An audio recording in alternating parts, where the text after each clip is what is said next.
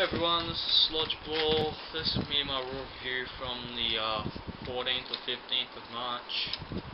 Anyway, it was a good show. I liked it. They really gave shit to John Cena, really making him like maybe he's gonna lose at WrestleMania. That was actually in the last two champions, like in 2009 he won the World Heavyweight Championship there at WrestleMania, and in last year he beat Batista to win the WWE Championship. So he's actually won the last two times being there, and this will be his fourth World Championship in a row at WrestleMania. So yeah, so they're trying to make him like not like a beaten down opponent stuff. This was the Miz's show, but it started off with The Rock actually delivering a promo via satellite again. He obviously can't get to the show because this isn't what he's doing. Like obviously in Hollywood, he's he probably got a movie going on or something. But anyway, yeah,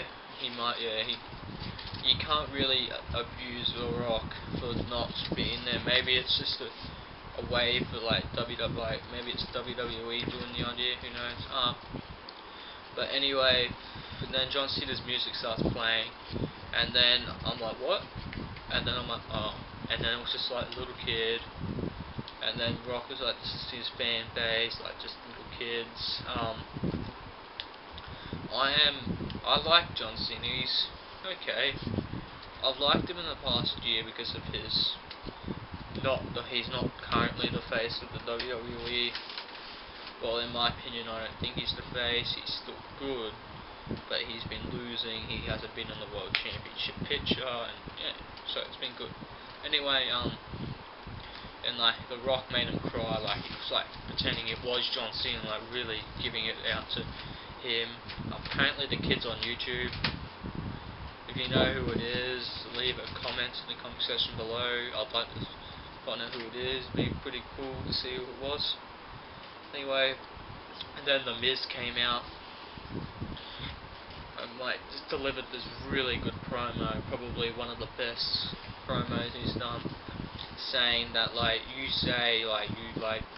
kept talking about John Cena like in this way, but I've actually shown it. Like I'm able to beat down John Cena 3 times in a row now, and you haven't done it once. You haven't even confronted him.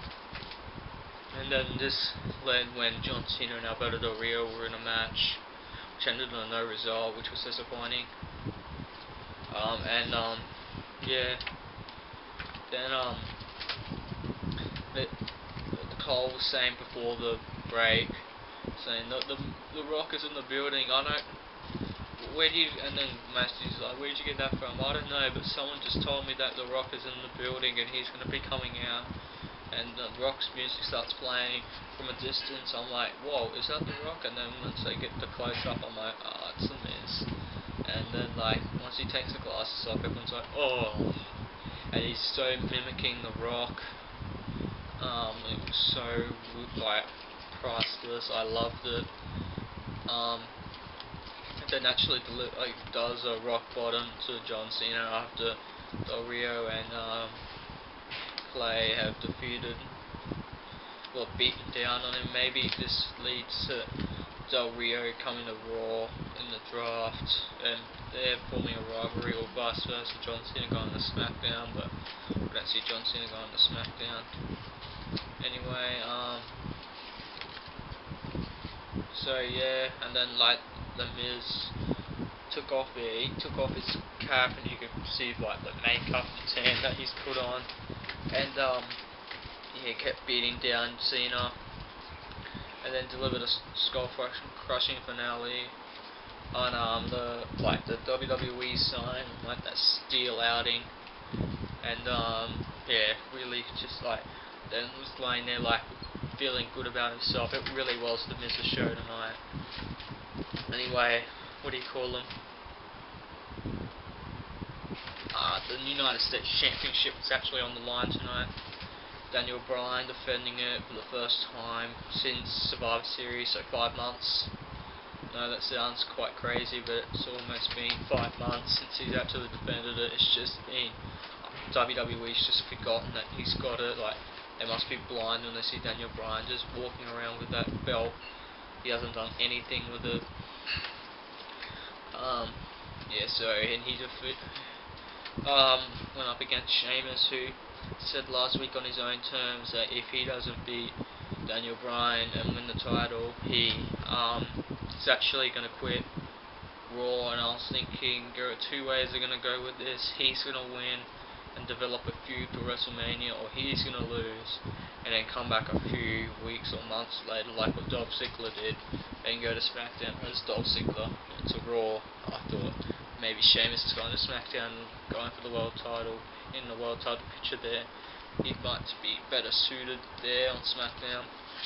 But no, Sheamus won. Good spots in the match. Sheamus played that same ankle injury, that like what he did at last week, which he lost in the count out but got back in the ring. Went for the bro kick several times. Bryan went for the label lock several times, and it ended with Bryan being off on the turnbuckle, jumping down, and Sheamus delivering a bro kick while he was in midair. Almost as good as the Evan Bourne going for the airborne, and then Orton countering it into an RKO. Not as epic as that, but still pretty good. And then he won, so he's a new United States champion. This could lead to many different directions. Maybe going to SmackDown and posing, and then becoming a unit, like a 2 winner takes all match, or maybe a triple threat. Maybe Bourne will come back and try to, and then Daniel Bryan will pose his rematch clause, and it'll be a triple threat at WrestleMania. Who knows? Either way, I'll be happy in any of those matches. I just don't want to see Sheamus not be at WrestleMania and not doing anything with that title. Anyway, the Snooki was the guest star on Raw from Jersey Shore. She's a star on that show. TNA had some backup person, I can't remember her name, on TNA. She was on TNA, and then WWE, they just completely got the better of it and just got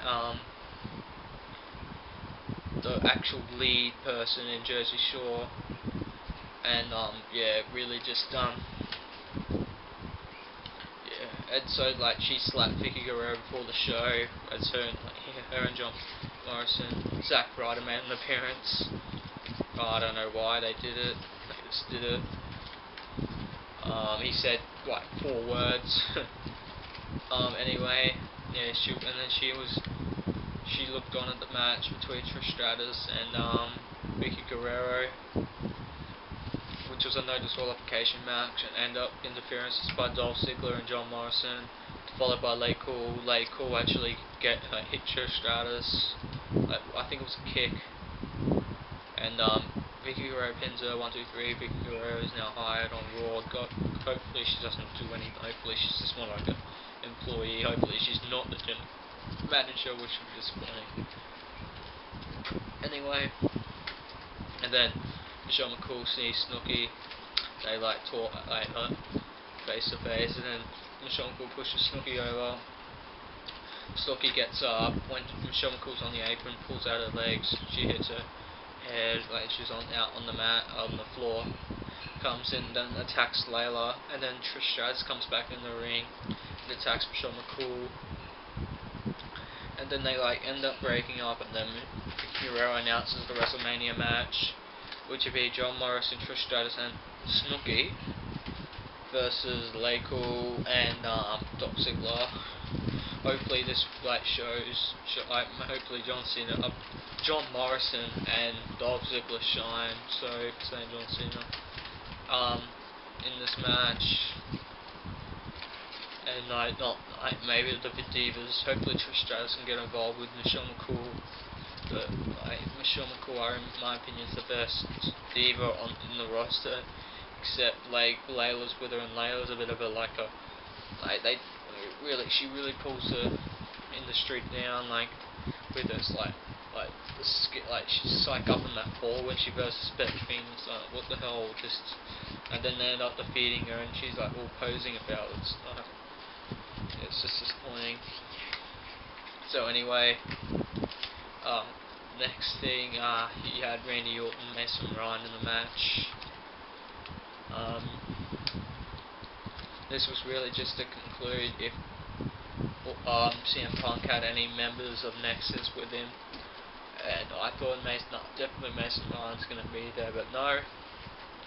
Since it was in St. Louis, Missouri, I think they just gave Orton the win in like a sneaky RKO, and yeah, and then walked out and then came back in and punted Mason Ryan and to CM Punk's disgust, and then like on their hands and knees, Orton doing his like fist pounding thing on the ring. Yeah, so anyway, no members of Nexus. Maybe this is the end of Nexus. Maybe Good Claw is going to be the new dominant figure in the thing, which involves Wade Barrett again. Yeah, Punk. Hopefully Punk's out of that. I don't like Punk.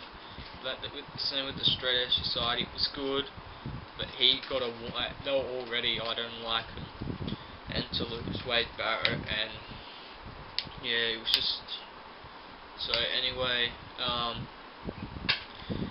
What else was there? Oh yeah, Cole with his little like cage, the pod, stupid. Like to stay away from the king, and anyway he calls out Jerry King Lawler's biological son. What do you call him? Can't remember his Brian Christopher, and then he's like Grandmaster Sexy. I'm like, what?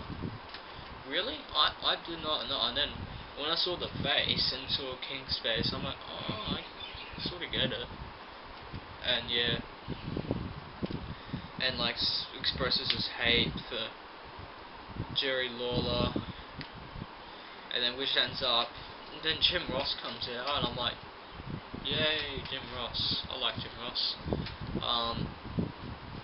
Yeah, anyway, and then Swagger comes out. Swagger attacks King. Swagger puts an ankle lock on King, and then Jim Ross is there. He puts the ankle lock on Jim Ross, and then tells Cole to do it, and Cole's like, he's like, sorry, and Cole's doing. Jim Ross was like, and I'm like, oh god, no, come on. Like Cole was so like gonna be. I just can't wait for him to get flogged by the King. Anyway, I don't think there was anything more on this show. It's a good show. John Cena got absolutely punked by WWE, by the creative team. They really like killed him. The Miz, he shined again. He's really showing a dominant figure, and Alex Riley actually came into the match as like interfered as well. I'm like, no, go away. You're not part of this feud anymore. But anyway, comment in the comment section below on how you thought the match, and I'd like to hear your opinions, even though no one does. Subscribe up there. Yep. See ya.